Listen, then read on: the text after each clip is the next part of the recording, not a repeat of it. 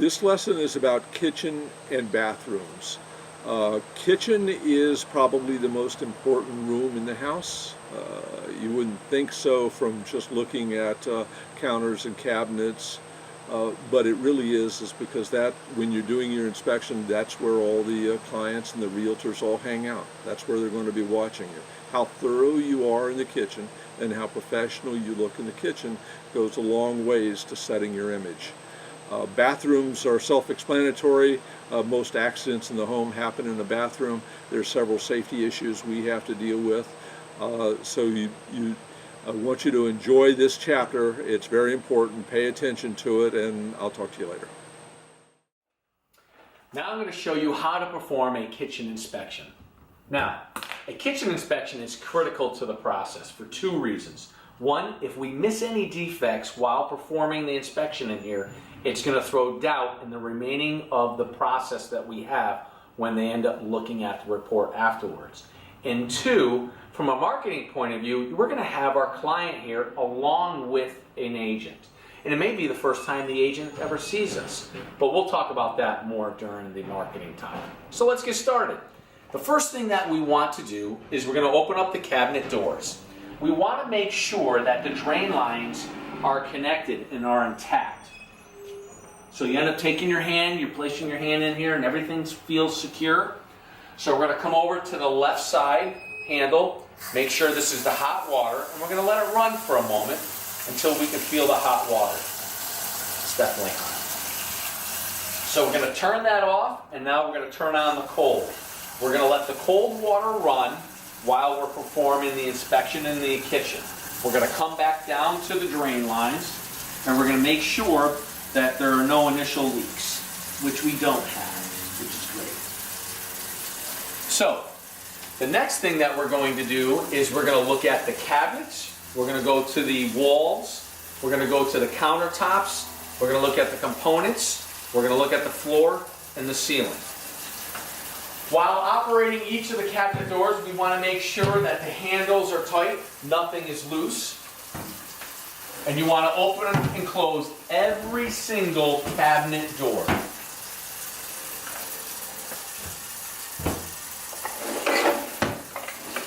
And right here we got a loose handle, so we'll definitely make a note of that in the report, and you want to let your client know. So what you're going to do is you're going to open up each of these cabinet doors, and then you're also going to do it for the island. Okay?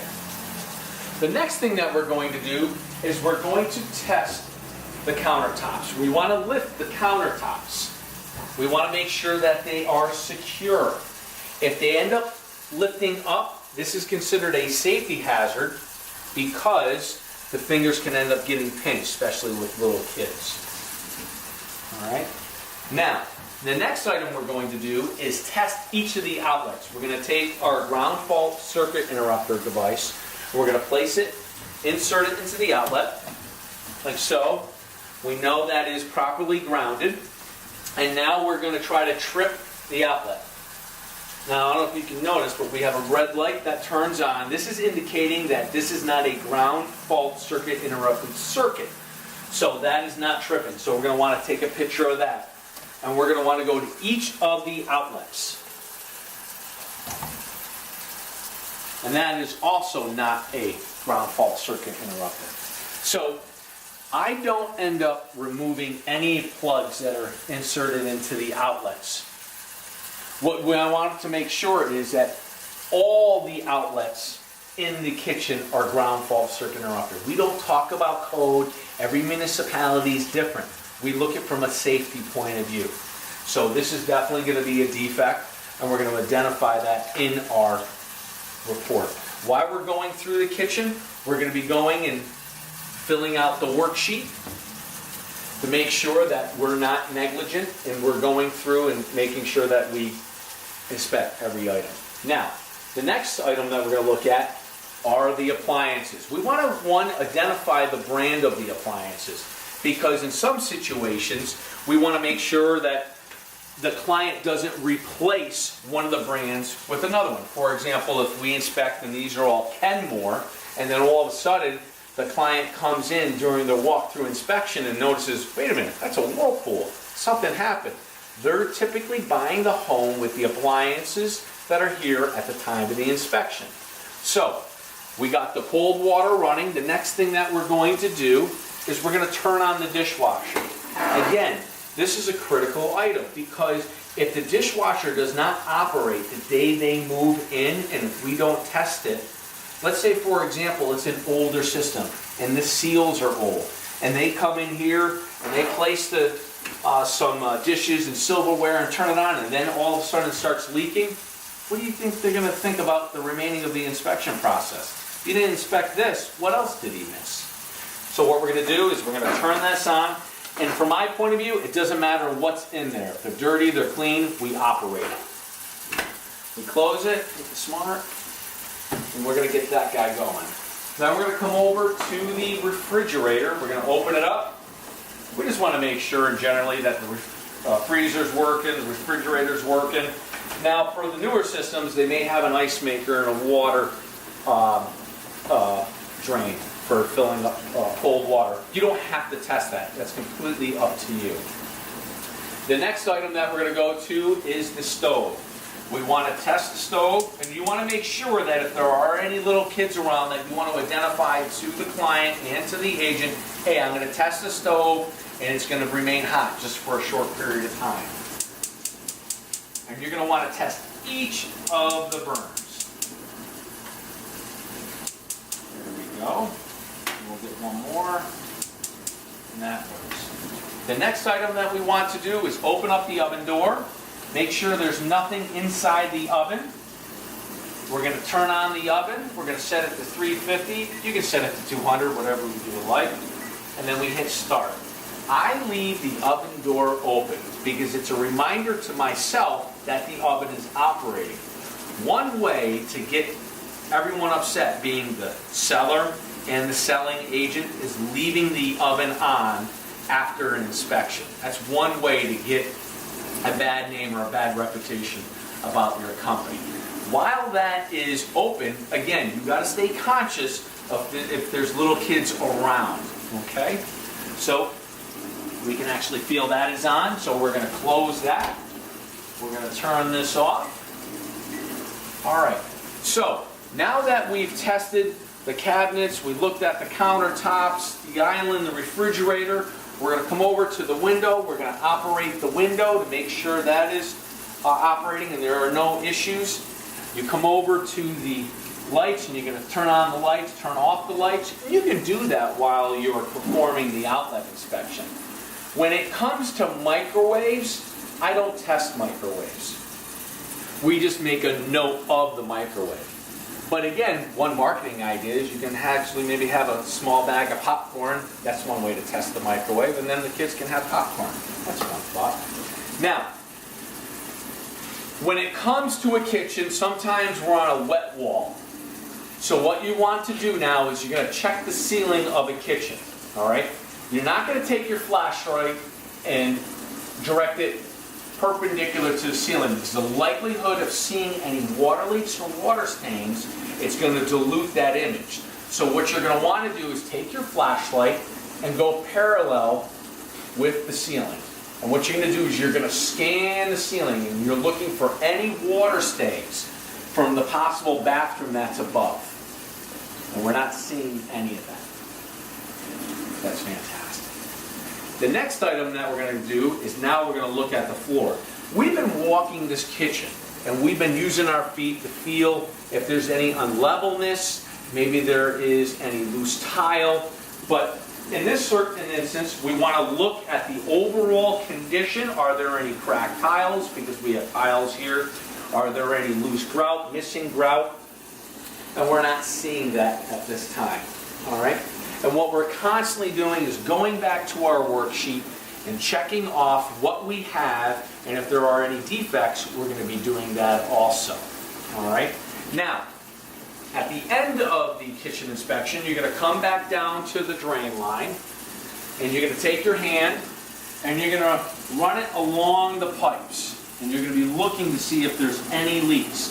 Sometimes there's a lot of things inside the cabinet area, and I just take my hand and try to run it in there. I do not start pulling all these items out. because this is a visual examination of the home. And then again, this is just a visual examination underneath the sink. So, we end up turning this off. We're going to close the cabinet doors. And then what you're going to do at the end is you're going to take two images for your report. You're going to take a left image and a right image to show the general view of the kitchen. And then at the end of the inspection, you want to make sure that your dishwasher is in the off condition, that it actually completed its cycle. You don't ever want to leave a home inspection with the dishwasher running, because in the event that if something happens or if a leak occurs afterwards, then the possibility of you being responsible is high. And that's how you end up performing a kitchen inspection. Now I'm going to show you how to perform a bathroom inspection. The first thing that we want to do is we're going to open up the vanities for both of them, and we're going to want to check the drain lines to see if they're secure. All right, that seems secure. So the next is we're going to turn on the hot to see that we have operation of the hot water tank. Yeah, we definitely got hot water. So we're going to turn on the cold, and then we're going to turn the cold on over here. Then we're going to turn on the cold for the tub. The reason why we're doing all this is we want to know if there's going to be a pressure drop in the shower. So we're going to come over here and open up the shower. We're going to turn on the cold over here. Here we go. Now, we have cold, cold water, cold water, cold water. When we flush this toilet, it's going to take cold water. If we notice a pressure drop in the shower or any of these items,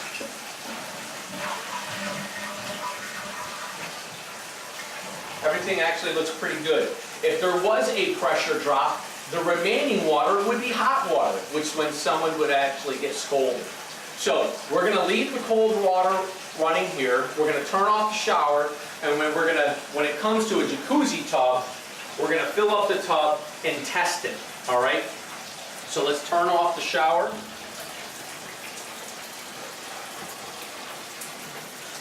Which we did. Now the next thing that we're going to do is we're going to test to see if there are GFIs. So we'll come back over here. I don't see any leaks, which is really good. So we'll close that. We're going to open that up quickly. And I'm not seeing any leaks, which is good. So we're going to test the GFI, which popped. We'll test the other one, which popped. But we will definitely note that that outlet is loose, so we're going to write that in our work scope. The next item we're going to look at is now the toilet. Now we actually test the functionality of it. You're going to put the toilet in between your legs and gingerly see if you can move it back and forth. So this is secure, it's not loose, which is good. If it was loose, then it could actually impact the subfloor. The next item we're going to look at now is the tub. We're going to be looking at the outside caulking. We're going to look at the condition of the tub. We're going to look at the tile, so everything actually seems really well. When it comes to these jacuzzi tubs, sometimes you have access panels, sometimes you don't. If you don't have an access panel, you would just make note of it, because sometimes you still have to get underneath that tub. The next thing we're going to look at is the shower system. So let's take a look at that. We're going to close this. So when it comes to the shower system, we're going to want to look at the framing to see if there's caulking. We're going to come down to the bottom to see what the caulking looks like and to see if there's any water infiltration. And you're always going to have your normal water coming out. Here, we actually have a crack in the grout between the system and the floor, which means that water can actually get in between the floor to the subfloor. So we're going to make a note of that. Getting on the inside of the tub, what I end up doing, I don't step in the tub because one, we just ran it and I'll get water everywhere.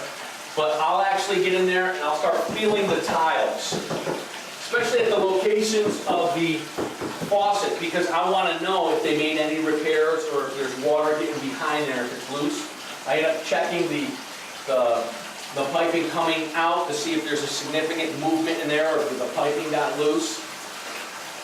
We would look at the ceiling, and we're going to take note that we don't see any mildew or anything up in there, which is fantastic. So it looks like they actually don't have a vent in here.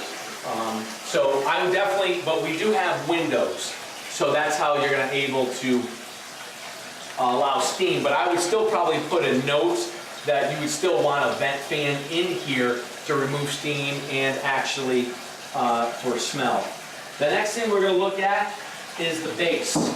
We're going to look at the caulking because this is important. We want to make sure that the caulking is good. If there's mildew, people use the wrong caulking, so you need an antimicrobial caulking.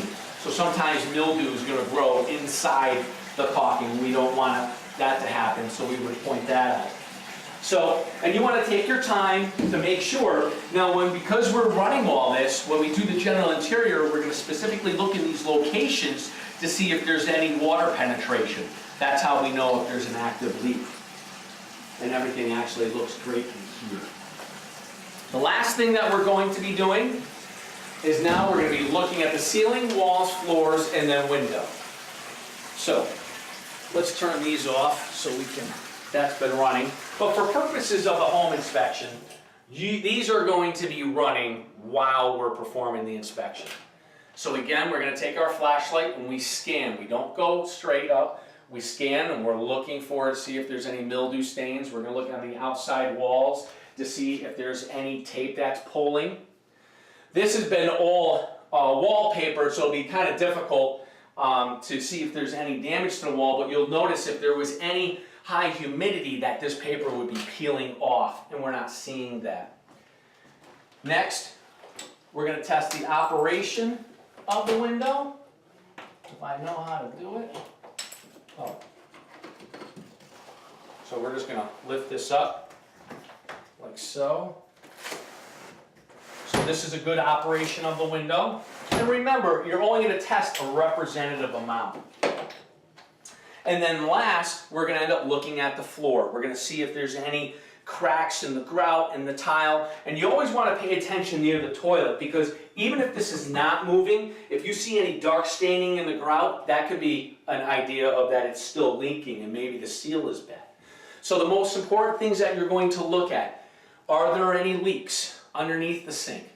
Is there any pressure drop? You're going to be looking at the overall construction of the showers and the bath to make sure water's not infiltrating to other locations. The GFIs are properly operated, and the toilet location. And then we're always referring back to our inspection worksheet to make sure we're following the standards of practice. And that's how you perform a bathroom inspection. In this module, you will learn the basics of inspecting a bathroom and inspecting a kitchen. As a home inspector, you will have to visually inspect the bathrooms and kitchen of a house. Compared to inspecting the general interior, visually inspecting bathrooms and a kitchen incorporates inspecting the associated plumbing and electrical devices.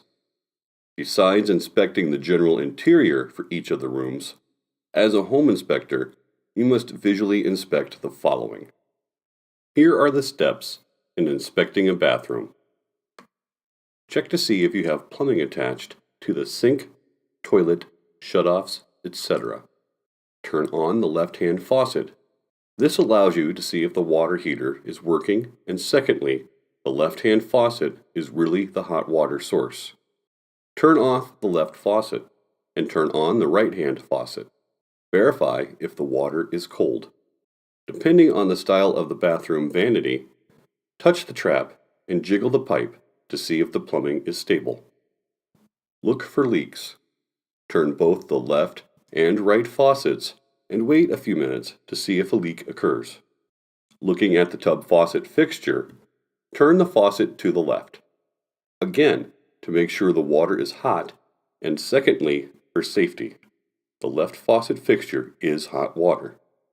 Turn the faucet fixture to the right. Verify the water is cold. Turn on the shower. Turn off the shower and fill up the tub approximately 6 to 10 inches. Turn back toward the toilet and check to see if there is a shutoff prior to testing. Straddle the toilet seat basin between your legs and gently move side to side to determine if the toilet is loose. Flush the toilet. Turn on the hot-cold fixtures for the vanity and tub and then flush the toilet.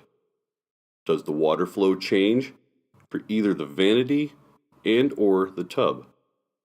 Turn off the vanity faucets.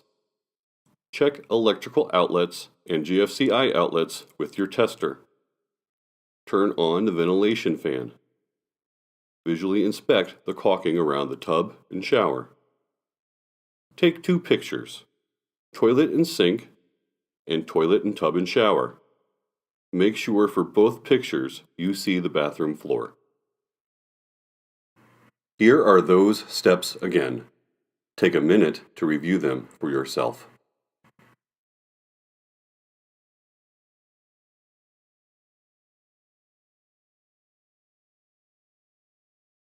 The purpose of the functional flow test is to determine if the water pressure is sufficient. Turn the cold water on in the sink and bathtub. Then flush the toilet. With all 3 of the fixtures running, you will be able to determine if the water pressure is sufficient. Here are some common bathroom defects you will come across when inspecting a home. A non-GFCI outlet. The life expectancy for a GFCI outlet is 7 to 10 years. Leaks at the faucet and drains. Check around the lavatory and the bath or shower. Missing caulking. Check around the tub or shower unit. Or a loose toilet. Study the next few slides and the worksheets for inspecting a master bath, a main bath, and a half bath.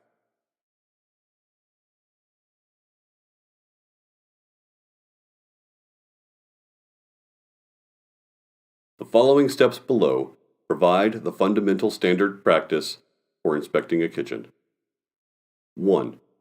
Check to see if you have plumbing attached to the sink, the shutoffs, etc.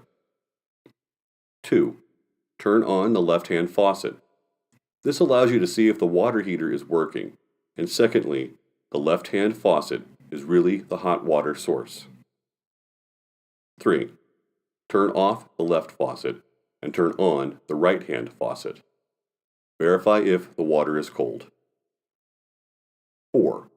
Turn on both faucets, hot and cold, and leave the water running. 5. Depending on the style of the kitchen plumbing, touch the trap and gently jiggle the pipe to see if the plumbing is stable. 6. Turn on the dishwasher's rinse cycle. This is optional, not in the SOPs, but it serves our client. 7. Check all the drawers and cabinet doors by operating each of them. 8. Verify if the countertop is not loose and is firmly attached to the cabinets. And a source of radon is red granite. 9. Turn on the stovetop burners and verify if they heat up. Remember to turn them off. 10. Turn on the oven and verify if the oven heats up. Remember to turn off the oven. 11. Check the cooktop ventilation and light. 12. Verify if the GFCI is operating properly with a tester. 13. Write down the model and approximate age of the appliances. 14. Inspect the kitchen window. 15. Check the kitchen floor. 16. Take 2 pictures of the kitchen, left and right side. 16. Prior to leaving the house, make sure the dishwasher cycle is complete. Take a minute to review these steps for yourself. There are several common defects when inspecting a kitchen. No GFCI outlet. A leak around the faucet. Hardware on a cabinet door or drawer is loose or broken. Countertop is loose or not attached. one of the burners on the stove does not operate. Remember, the kitchen is one of the most used rooms in a house. If there is a defect that will be found on the day that they move in, it will probably be found in the kitchen. The completeness and accuracy of your inspection will be called into question if you miss something in this room. Take extra care. Always take 2 general pictures of the kitchen. Those pictures may be needed to verify the presence of the appliances. Take a minute and review the inspection worksheet for kitchens.